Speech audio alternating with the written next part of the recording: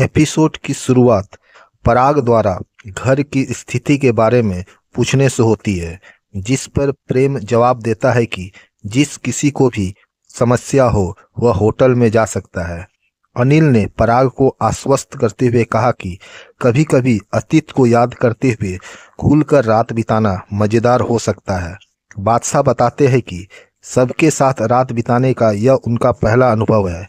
इस बीच लीला मोतीबा से पूछती है कि क्या उसे किसी चीज की जरूरत है, लेकिन मोतीबा मना कर देती है और कहती है कि अनुपमा हमेशा लीला की मदद करती है।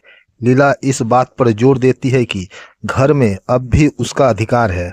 अनुपमा का सुझाव है कि पुरुष और महिलाएं अलग अलग सोए और उम्मीद करती है कि रात बिना किसी नाटक के शांति से गुजर जाए। जैसे जैसे रात बढ़ती है, अनुपमा बेचैन हो जाती है। राही नोटिस करती है और उससे इस बारे में सवाल करती है, लेकिन अनुपमा राही को वापस सो जाने के लिए कहती है।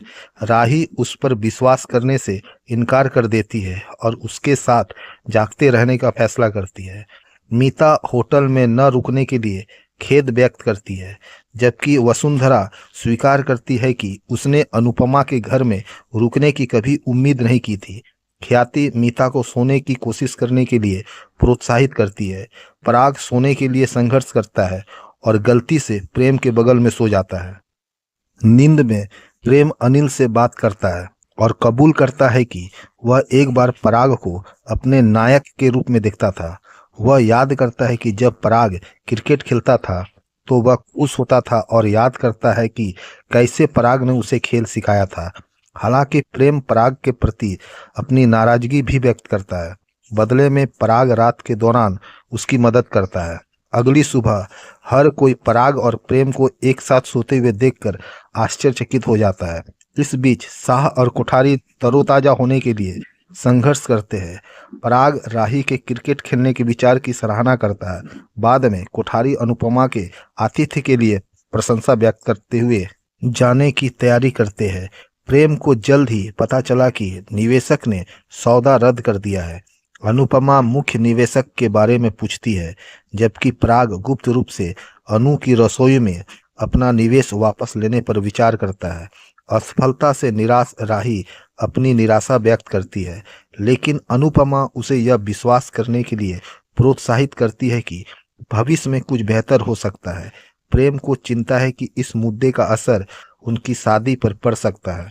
वसुंधरा अनुपमा से कार्यों की सूची की जांच करने के बारे में सवाल करती है, जबकि हसमुख उससे खुद पर अत्यधिक बोझ डालने के बारे में सवाल करता है।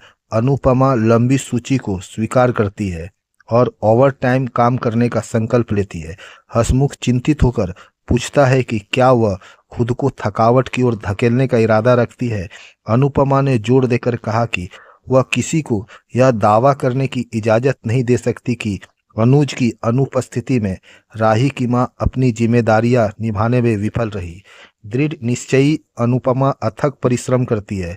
यह देखकर प्रेम उसकी सहायता करने का फैसला करता है, जबकि राही अपने मेहंदी समारोह की तैयारी करती है और अनुपमा की खोज करती है। हसमुख अनुपमा के अधिक काम करने से चिंतित रहता है। इस बीच मोतीबा प्रेम और राही के लिए मेहंदी की व्यवस्था करती है। फिर वह मीता को सलाह देती है कि वह राजा के लिए एक उपयुक्त लड़का ढूंढे, इससे पहले कि वह एक मध्यम वर्गीय लड़की के प्यार में पड़ जाए। अपने रुख पर दृढ़ वसुंधरा ने घोषणा की कि वह राजा और ईशानी को करीब नहीं आने देगी। दोस्तों, आगे क्या होता है जानने के लिए चैनल को लाइक और सब्सक्राइब करें।